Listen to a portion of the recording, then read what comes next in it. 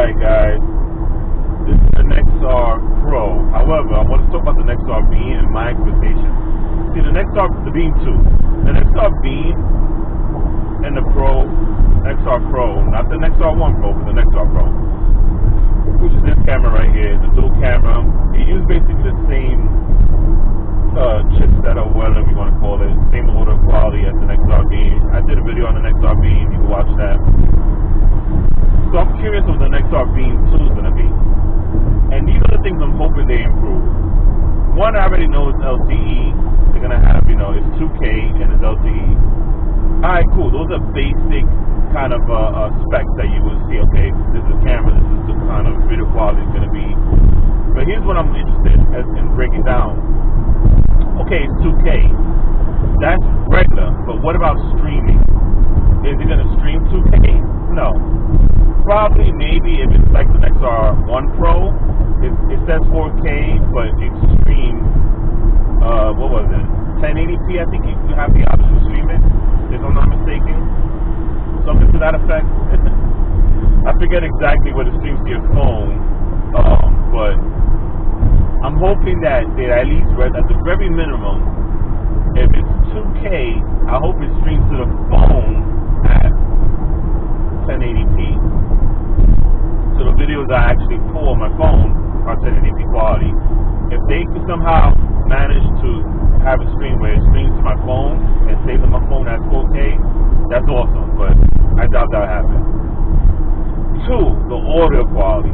Now if you watch 1 Pro, the videos that I have with that, it's amplified, but I think I like it better than what the Nexar 1 Pro is, because you see it, make your own decision.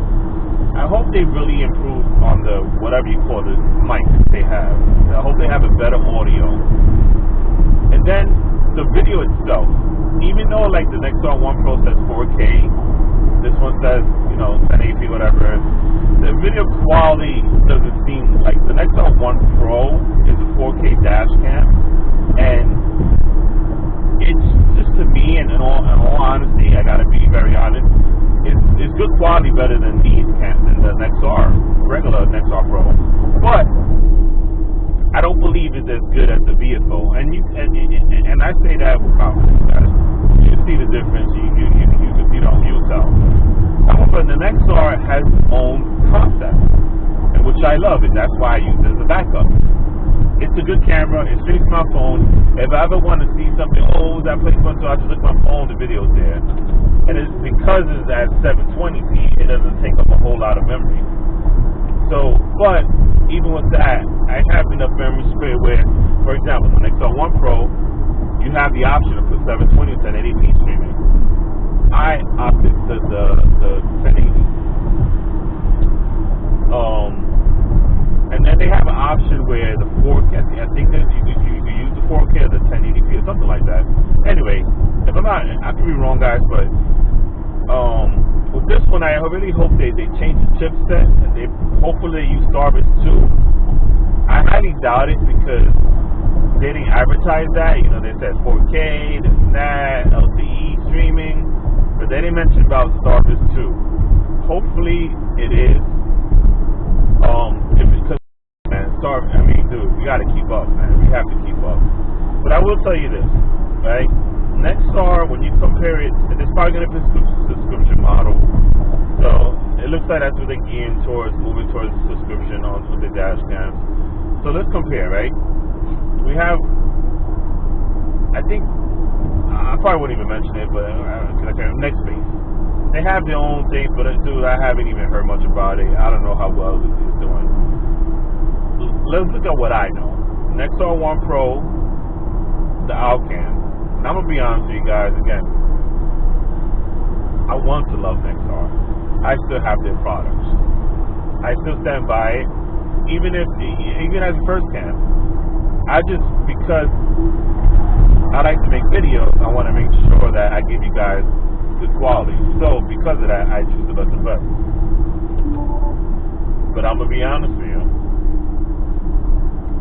I feel like the Nexar could do better. Nexar could do better. And But But with that being said, Outcam, so far, I like it. The problem, I like Outcam video better, but the problem with Outcam is that there are certain aspects of video that's not better. And then also, to get the video pulled is a little harder than you would think. You know, unless you save it directly, but if you pull in a clip from history, it's a little harder. You gotta wait for it to come to you. I mean, they could improve with that software improvements, but it's a little more difficult.